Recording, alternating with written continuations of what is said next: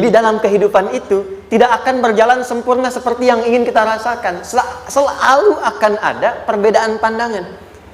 Ya, bahkan dalam kehidupan rumah tangga saja, ya maaf ya, Anda misalnya seorang istri mau ke sini saja mungkin masih bisa beda pandangan. Warna apa untuk jilbab yang dipakai? Ya, dengan suami bisa berbeda. Papa, bagus yang mana ya? Hijau atau kuning? Ah, kayaknya yang hijau deh gitu kan. Enggak, kayaknya kuning deh gitu kan. Masih mending ada dua pilihan. Begitu dipakai pink. Bisa berbeda. Anak bisa berbeda. Jadi kesan pertama yang ingin dibangun bahwa dalam kehidupan sudah pasti akan ada keragaman pandangan. Dan yang kedua, yang tidak normal, keragaman pandangan itu boleh jadi melahirkan tindakan-tindakan yang kontraproduktif. Mungkin akan mendapatkan celaan. Allah dicela, malaikat dicela, Rasul dicela, Nabi dicela, sahabat dicela, tabi'in dicela, ulama dicela. Kita siapa yang mungkin belum menjadi bagian dari orang-orang itu dan ingin bebas dari celaan? Itu mustahil. Jelas sampai sini? Jadi kalau mendapatkan celaan, berbahagialah, berarti kehidupan kita normal. Jelas? Pernah mendapatkan celaan dalam hidup? Halo? Pernah disoal oleh orang lain? Pernah direndahkan oleh orang lain? Nah, Allah tuh memberi kesan kepada kita, jangankan engkau, Rasul yang paling mulia saja pernah mendapati itu. Tapi bagaimana seni mendapatkan ketahanan sehingga dalam dicela pun tetap tenang, dalam disoal pun tetap hatinya nyaman. Karena ketenangan itu yang membawa pikiran tenang dan tindakan yang terukur. Dan kadang-kadang ketenangan itu lebih penting bahkan dibandingkan dengan harta yang berlimpah. Seringkali saya berikan perbandingan dari sejak dulu kita belajar kan. Coba pilih mana? Saya yakin masih konsisten. Pilih mana? Kaya tapi gelisah atau miskin tapi tenang? Tidak boleh ada pilihan ketiga, saya tahu itu. Kaya tapi gelisah atau miskin tapi tenang? Pilih mana? Ya, saya tahu kan. Kaya tapi tenang. Oke, di fase ini wahyu belum turun. Nabi sudah ngajar, turun wahyu, turun al-ala, turun beberapa surah. Tiba-tiba ada masa jeda, wahyu belum turun. Sepekan belum turun, sebulan belum turun. Disitulah muncul seakan ada amunisi bagi orang-orang yang tidak senang dengan Nabi, tidak senang dengan ajakan Nabi pada kebaikan. Ini poin yang kedua. Kalau Anda berbuat baik, pasti ada tantangan. Ingat ya, kalau Anda berbuat baik, apapun itu, pasti ada tantangan. Yang menguji konsistensi kebaikan itu apakah serius untuk dilakukan atau tidak. Maka mulai muncul tuduhan. Lihatlah Muhammad dari ditinggalkan sama Tuhannya.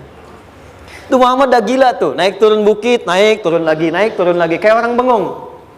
Muhammad udah ada beban di pundaknya. Jangankan umatnya, Rasulnya saja yang mengklaim Rasul punya masalah katanya, ya kan? Dan ditinggalkan Tuhannya, kok masih mau ikut Muhammad? Maka dalam keadaan itulah kemudian ditunggu, naik turun, turunlah kemudian dua surah sekaligus, surah 93, surah 94, yaitu surah Ad-Duha dan Al-Insyirah. Nih. Oke. Ini materinya dahsyat ya. Penting sekali, saking pentingnya ini cepat habis tuh. Bismillah. Sekali lagi. Jazakallah khair. Lebih kelihatan ya. Baik, yuk pelan-pelan. Jadi turunnya surah Ad-Duha dan surah Al-Insyirah, hikmahnya satu atau fungsinya satu, memberikan petunjuk bagaimana mengatasi satu persoalan sesulit apapun tapi masih dapat menghadapinya dengan keadaan yang tenang. Satu surah ini atau dua surah diturunkan untuk membimbing setiap hamba menuju kepada ketenangan hati. Dua, membangun kekuatan mental sehingga dalam situasi apapun dia tetap kuat mengatasi berbagai persoalan kehidupan. Nanti terapannya banyak, di bisnis ada. Nanti saya turunkan contohnya. Kadang-kadang ikut tender, sudah bagus, sudah menang, tapi proyeknya diambil orang. Ada yang begitu? Nanti ada ayatnya, ada. Nanti kita turunkan. Udah siap-siap, kan? Pengen melamar, ternyata keduluan orang, gitu kan? Udah siap-siap, pengen dapat ini, mau lulus, ternyata nilainya nggak seperti yang diharapkan. Muncul, ada, selalu ada demikian. Nanti kompleksitasnya banyak. Tapi dua surah ini kalau kita bisa kuasai artinya dengan baik, pahami dengan benar, maka akan ada sesuatu yang beda yang terasa dalam jiwa kita dan kesiapan mengatasi setiap persoalan dalam kehidupan. Yuk kita baca dulu ya supaya dapat keberkahannya dari dua surah ini. Saya bacakan, Anda ikuti ya. A'udzu billahi minasy syaithanir rajim.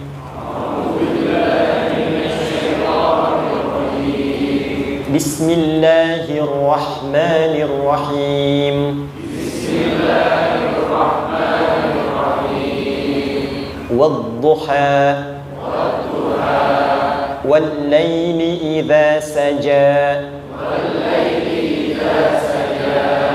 ma wadda'aka rabbuka wa ma qala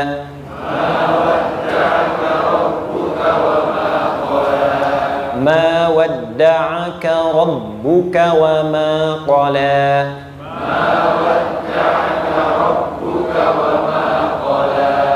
وللآخرة خير لك من الأولى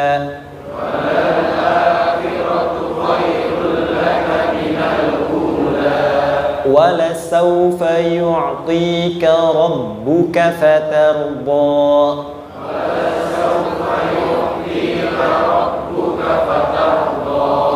ألم يجدك يتيما فآوى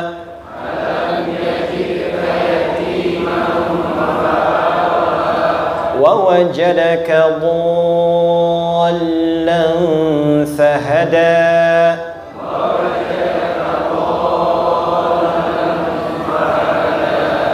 ووجدك عائلا فأغنى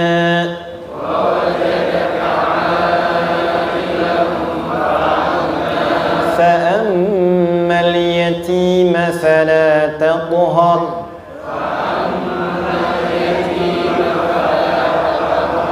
وأما السائل فلا تنهر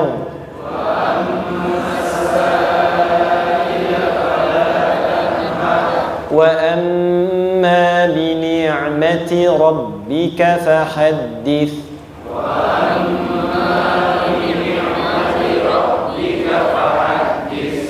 Satu surah dulu, alhamdulillah. Izin saya bacakan tadi untuk diikuti supaya setidaknya kalau kita pulang dan ditanya bagaimana hidupmu engkau jalani, seperti apa engkau berinteraksi dengan Quran yang telah aku turunkan, maka kita pernah menjawab, ya Allah, kami pernah bacakan itu. Jangan pernah kita berkehidupan sampai wafat dan tidak pernah berinteraksi dengan Quran walaupun sekedar membacanya. Wadduha, aku bersumpah. Setiap huruf waw yang berada di awal kalimat di satu surah itu makna utamanya berarti sumpah. Ya, qasam, sumpah. Seringkali diartikan demi, ya. Wal asri, demi masa. Wal fajri, demi waktu fajar. Wal laili, demi malam. Intinya sumpah. Sebentar, pelan-pelan. Kalau Allah menyampaikan sesuatu kepada kita, yakin tidak? Saya ulang, yakin tidak? Serius? Hah? Kalau yakin, kenapa tidak dilakukan? Ya, itu pertanyaan besar ya. Baik. Kalau Allah menyampaikan, tidak bersumpah pun harusnya kita yakin. Tapi kalau Allah bersumpah dalam kaidah ilmu tafsir, berarti ada sesuatu yang sangat penting, yang saking pentingnya akan sangat dibutuhkan oleh setiap hamba, sehingga diminta setiap hamba itu fokus menyimak apa yang mau disampaikan. Bahkan saking pentingnya menyimak itu, Allah bersumpah. Jelas? Kalau teman-teman menemukan di Quran ada ayat dibuka dengan sumpah, berarti ada kasih Allah yang tinggi yang akan disampaikan di ayat itu sampai meminta kita fokus untuk menyimaknya. Ad-duha, untuk memudahkan maknanya, teman-teman, kalau waktu duha itu jam berapa ya? Oke, sebetulnya dimulai sejak matahari itu mulai naik, yang memantulkan ya atau menyinari cahayanya itu mulai terasa lembut. Ya, kalau misalnya kita ambil 1,5 jam setelah subuh. Sekarang subuh 4:30 lah, taruhlah 4:30 ya. 1,5 jam berarti jam 6 kan? Nah, itu awal duha tuh. Awal duha. Sampai ke pertengahan kurang lebih 9:30, jam 10. Akhir duha jam 11 sampai menjelang ke zuhur. Awal duhanya disebut dengan syuruk namanya. Syuruk. Jadi syuruk tuh awal duha. Kalau sudah jam 6 ada cahaya matahari ya. Enak nggak ke tubuh kita itu? Nyaman nggak? Jam 8 enak nggak kalau berjemur ya? Jam 9 enak ya?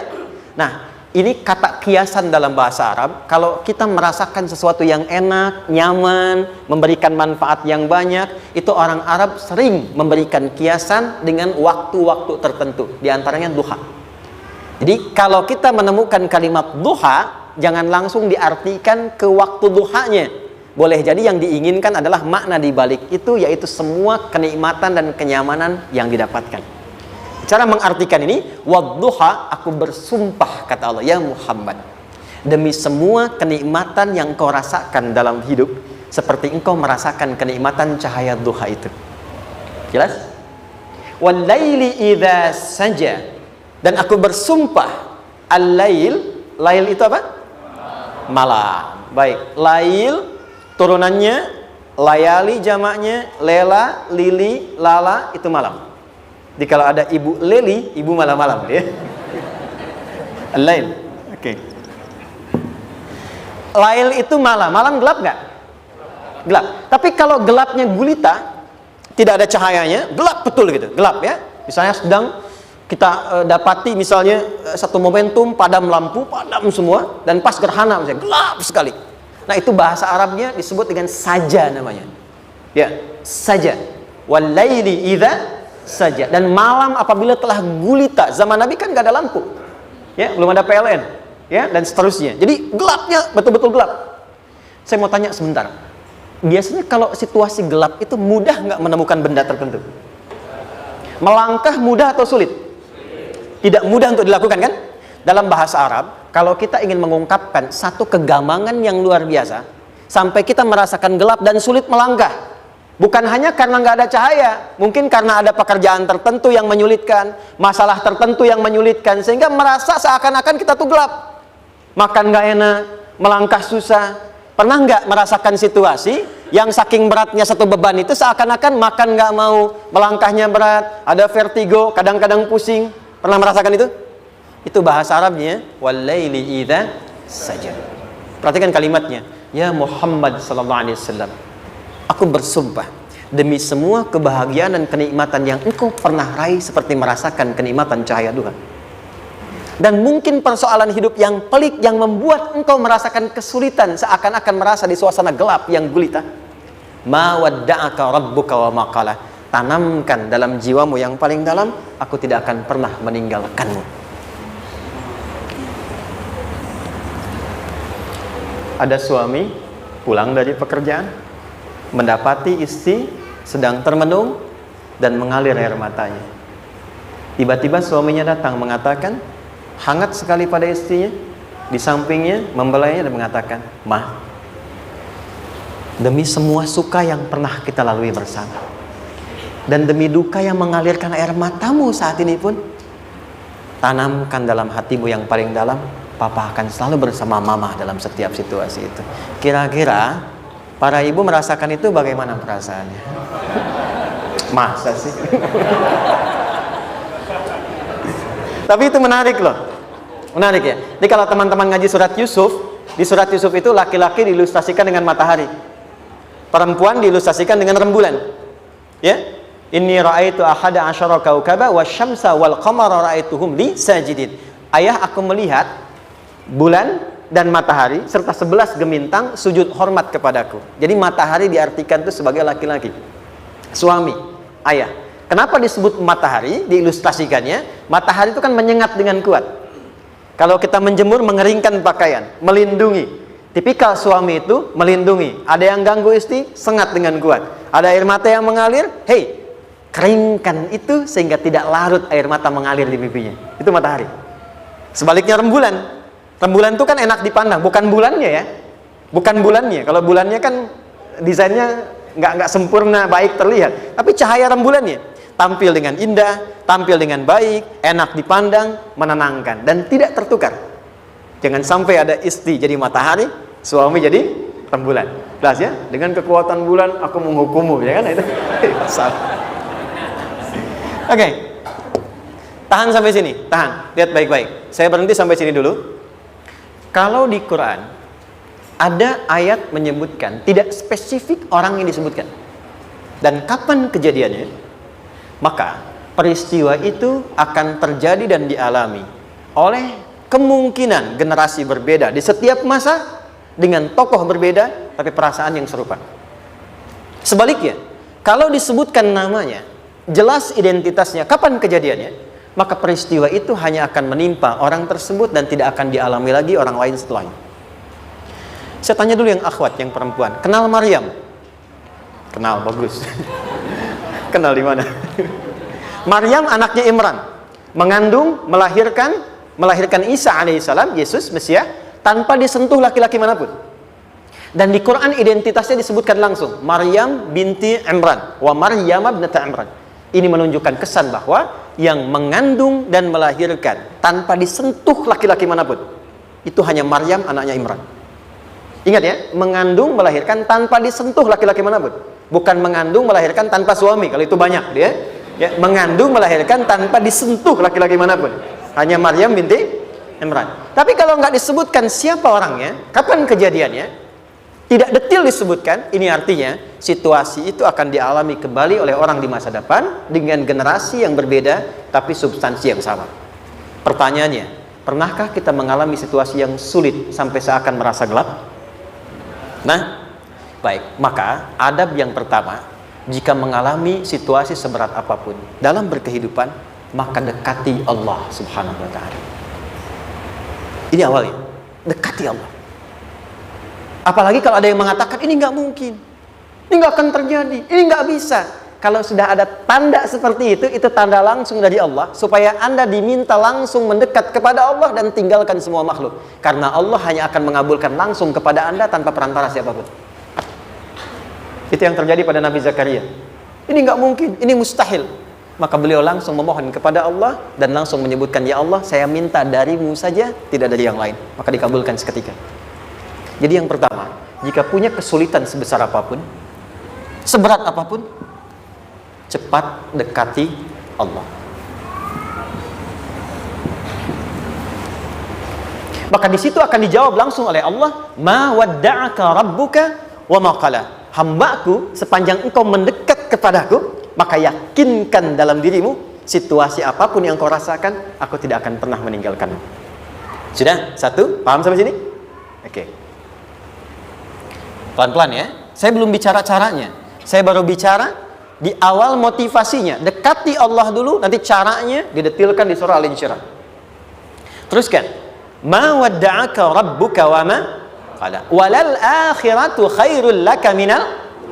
Perhatikan. Hei, seberat-berat bebanmu saat ini, ingat, satu saat akan tuntas. Dan ini pun ujian. Kalau sudah meninggal, gak ada ujian lagi.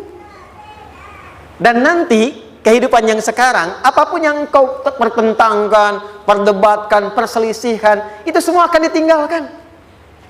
Jadi ternyata Allah mengungkap hakikat kehidupan dunia. Apapun yang diperselisihkan, tuh unik ya. Orang berselisih pada yang akan ditinggalkan. Aneh nggak? Ada orang berebut makanan, kan? Rebutan sampai berkelahi dan sebagainya. Pada akhirnya makanan yang diperebutkan itu pun akan ditinggalkan. Yang ini meninggal, itu meninggal.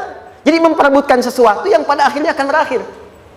Kata Allah, Allah sampaikan, jika Anda mengalami situasi, sesuatu yang mungkin membuat berat, tanamkan pada jiwa kita, hei, yang aku kejar-kejar ini, boleh jadi aku akan tinggalkan juga. Kenapa aku harus menangisi dan larut pada sesuatu yang tidak abadi? Maka Allah hibur kita dengan mengatakan, kamu tenangkan diri dulu. Semua yang kamu pikirkan sampai membuat kamu berat begini, pada akhirnya kamu tinggalkan, dan yang abadi itu akhirat. Walal akhiratu khairul laka minal. Dua, pelan-pelan sikapi setiap masalah dengan proporsional. Jangan terlalu larut dalam sesuatu. Dapat job satu, pengen, dah siap, kontraknya besar, tiba-tiba hilang. Dipikirin, Anda mikirkan itu pun nggak akan balik. Proporsional aja dulu. Ya, nanti caranya akan turun nanti di alin syirah. Tenangkan diri dulu. Prasangka baik kepada Allah Subhanahu wa taala. Boleh jadi apa yang Allah ingin berikan sebagai pendahuluan sekarang belum sampai kepada kita karena Allah menyiapkan yang lebih baik di balik itu. Kita belum tahu ada apa di balik itu sehingga kita tidak dapatkan itu. Sehingga kemudian Allah katakan walal akhiratu khairul laka minal ula. Teruskan wala saufa yu'tika rabbuka. Pelan-pelan. Orang yang punya sikap seperti ini itu cenderung lebih dekat mendapatkan ridha Allah dibandingkan dengan orang-orang yang larut dalam kesulitan. Orang yang move on dengan setiap persoalan dalam kehidupan, cepat berpikir secara proporsional, tidak menggantungkan hidupnya pada persoalan tertentu sehingga membuat dia menjadi beban, itu lebih mendekatkan dirinya kepada ridha Allah dibandingkan dengan orang yang meratapi persoalan hidupnya. Ya. Pelan-pelan. Jadi spiritnya, kalau punya masalah apapun, jangan dilarutin terus. Gak usah diratapi, cepat move on. Berpikir lagi, rencanakan lagi. Nanti, detailnya ada di alin syirah. Tapi poin besarnya, janji Allah mengatakan, kalau Anda bisa move on, proporsional, maka yang dijanjikan oleh Allah, di situ Allah percepat datangnya ridha Allah Subhanahu wa ta'ala. Kalau ridha Allah sudah datang, maka akan dua yang diberikan. Pertama kali, ketenangan di dalam jiwa, dan yang kedua, kemampuan untuk berikhtiar lebih baik mencapai apa yang diinginkan. Satu, kalau ridha Allah sudah diberikan pada seorang hamba, yang pertama diberikan ketenangan dalam jiwa. Bukan dunianya dulu. Bukan apa yang Anda ingin harapkan dulu. Pengen sesuatu, ya, pengen materi, pengen kedudukan, pengen lulus anaknya ujian, ya kan? Tiba-tiba terjadi sesuatu, diratapin, alih-alih meratap, alih-alih membuat status, alih-alih menyulitkan diri, kata Allah, terima dulu proporsional. Setelah itu dekatkan diri kepada Allah, turun ridha Allah, begitu turun yang pertama diberikan ketenangan kepada hati. Tenang dulu. Kalau sudah tenang, nanti dibimbing menyelesaikan apa yang sedang dihadapi itu. Itu poin yang ketiga. Pelan-pelan. 4. Kita masuk ke detail sekarang. Perhatikan baik-baik. Ini yang paling menarik. Alam yajidka yatiman fa'awa. Muhammad SAW, bukankah dulu engkau yatim? Punya banyak masalah? Aku selesaikan juga. Ayahmu meninggal sebelum lahir, ada ibu. Ibu meninggal, ada kakek. Kakek meninggal, ada paman. Ya kan? Ada teman yang menemani Sayyidah Khadijah. Teman yang setia. Semua kebutuhan tersedia. Artinya apa? Perhatikan baik-baik. Kalau Anda punya masalah sekarang, jangan sampai melupakan yang dulu-dulu pun pernah tuntas Allah selesaikan. Jadi kalau sekarang sedang punya persoalan, jangan sampai satu masalah ini membuat Anda kehilangan harapan dan kehidupan. Sementara Anda sadar, dulu pun banyak masalah kok selesai juga. Kenapa dengan yang satu ini kita harus jatuh? Sekarang usia berapa? 20, 30, 40, 50. Sekarang usia 50 tahun, ada masalah, baru 5 menit datang sudah merasa jatuh. Yang 50 tahun ke belakang yang banyak selesai itu kita nilai atau tidak? Maka kata Allah, seperti yang dulu pernah aku selesaikan ribuan masalah itu, yang sekarang pun mudah aku tuntaskan. Jelas? Nah, secara psikologi, orang-orang yang selalu bertindak seperti itu akan selalu punya harapan lebih tinggi untuk menyelesaikan persoalannya. Jadi kalau sedang punya masalah, pikirkan yang dulu juga selesai, masa yang sekarang nggak selesai. Itu prinsipnya. Secara psikologis demikian. Jelas ya? Oke. Wa wajadaka dhallan fahada. Muhammad, dulu engkau pernah mengalami melihat masyarakat banyak berbuat yang tidak baik, aku berikan petunjuk. Kuncinya fahada di situ. Orang yang punya motivasi kuat dan keyakinan untuk bisa menyelesaikan persoalannya, maka dia akan lebih cepat mendapatkan petunjuk Allah untuk mendapatkan solusi terbaik. Ada sini. Saya agak cepat ya, mohon izin. Wa wajadaka 'ailan fa'aghna. Bahkan, maaf, bukan sekedar selesai, kalau perlu saya bikin kaya, kata Allah. Aghna itu kalau ilmunya luas. Kalau harta, hartanya banyak. Kalau kedudukan, kedudukannya tinggi. Hei, engkau yang sedang mengejar kedudukan, aku tahan sebentar karena ada yang nggak bagus untukmu di sini. Tapi kalau kamu terima, aku angkat itu lebih daripada apa yang kamu harapkan. Kamu pengennya bintang 2, aku naikkan sampai bintang 4. Kalau perlu 5 sekalian. Hei, kamu yang in kampus di sini, aku tahan, bahasa kamu nggak lulus, kamu nangis, kamu mengadu, kamu datang pada orang tuamu. Orang tua mulai protes, mulai curhat macam-macam. Terima dulu. Mungkin di sini ada yang tidak baik seperti doa ibumu yang sering memohon, ya Allah, jangan sampai anakku berbuat yang salah, jangan sampai terjebak narkoba, jangan sampai terbawa tawuran. Di sini ada yang kurang tepat untukmu. Kalau kamu ridha, kamu terima, kamu proporsional, bahkan aku pindahkan ke kampus yang lebih baik yang tidak kamu bayangkan sebelumnya. Di orang-orang yang selalu menerima apa yang Allah ujikan dan ridha dengan itu, maka Allah akan angkat derajatnya bahkan melebihi ekspektasi dirinya. Paham? Kalau sudah seperti itu, maka lihat ujung ayatnya. Lihat ujung ayatnya. Fa'ammal yatima fala taqhar. Hei, maka jangan pelit berbagi kepada orang lain. Share. Kalau sudah sukses, share. Berbagi, bukan hanya materi, bagi ilmunya, ya, bagi kebahagiaannya. Wa ammas sa'ila fala tanhar. Jangan sampai nunggu orang minta. Kalau lihat ada kawan yang butuh, sekarang Anda sukses. Tapi boleh jadi kesuksesan Anda itu tangganya dari teman-teman Anda. Kalau sudah teraih ke atas, lihat lagi anak tangganya ke bawah. Ajak teman, jangan ditunggu minta. Ajak, bawa dia, berikan peluang. Jangan sampai dia minta, apalagi Anda bentak-bentak.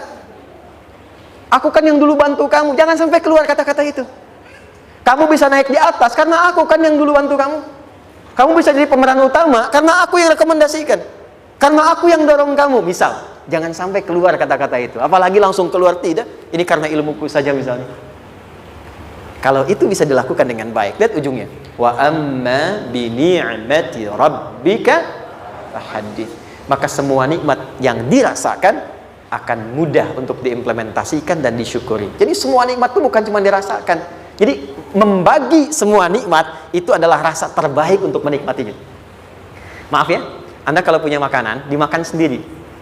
Dengan dibagi sama-sama, kira-kira rasa nyamannya yang pertama atau yang kedua? Kedua. Makan sendiri, enaknya sendiri kan?